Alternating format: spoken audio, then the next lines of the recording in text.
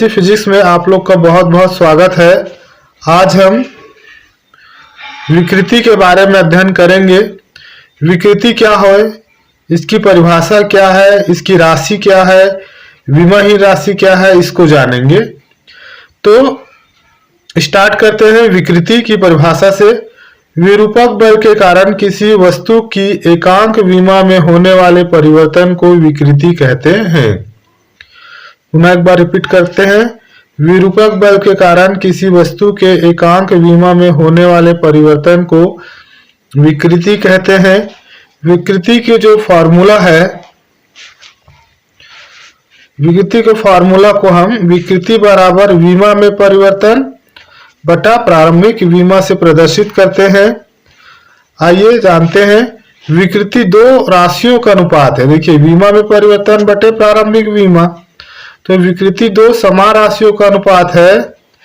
अतः इसका कोई भी मात्रक नहीं होता है और यह एक विमाहीन राशि है।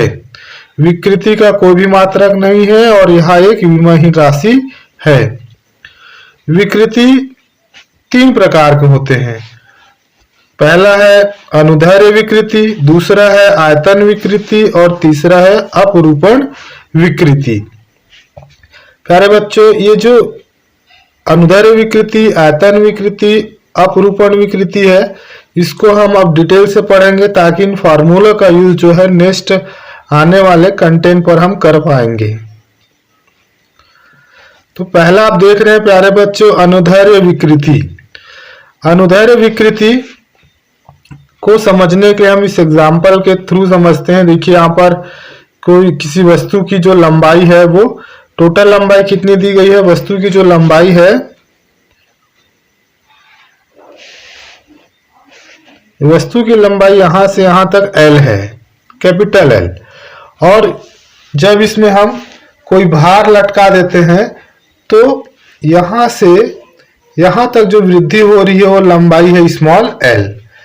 तो अनुदैर्ध्य विकृति की परिभाषा क्या होगी? किसी वस्तु की लंबाई में परिवर्तन और उसकी प्रारंभिक लंबाई के अनुपात को अनुदैर्ध्य विकृति कहते हैं।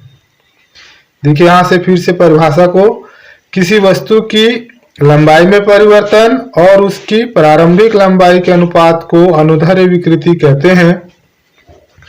अनुदैर्ध्य विकृति को सूत्र के रूप में लिखने पर लंबाई में परिवर्तन बटे प्रारंभिक लंबाई, और जब इसे फॉर्मूला के रूप में लिखेंगे तो अनुदैर्ध्य विकृति बराबर होगा स्मॉल l बटा l।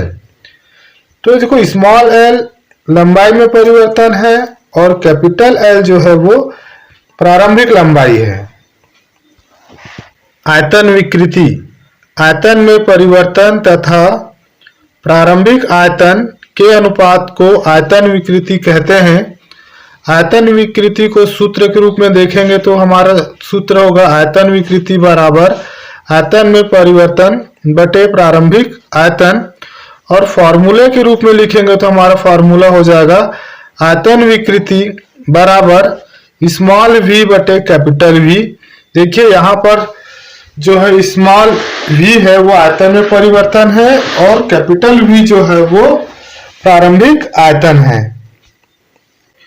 तीसरा है अपरूपण विकृति।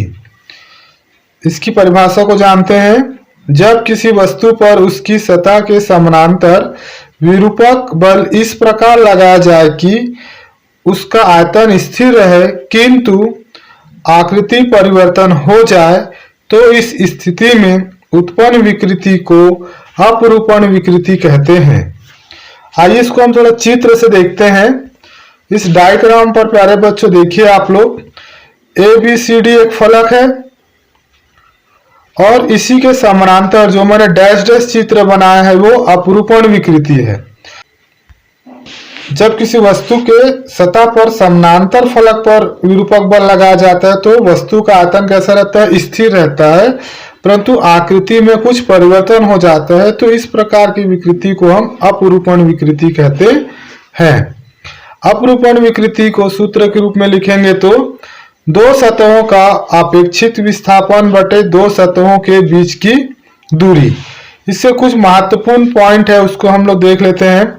पहला है आपका अपरूपण विकृति थीटा इक्वल tan थीटा से नोटेट करते हैं।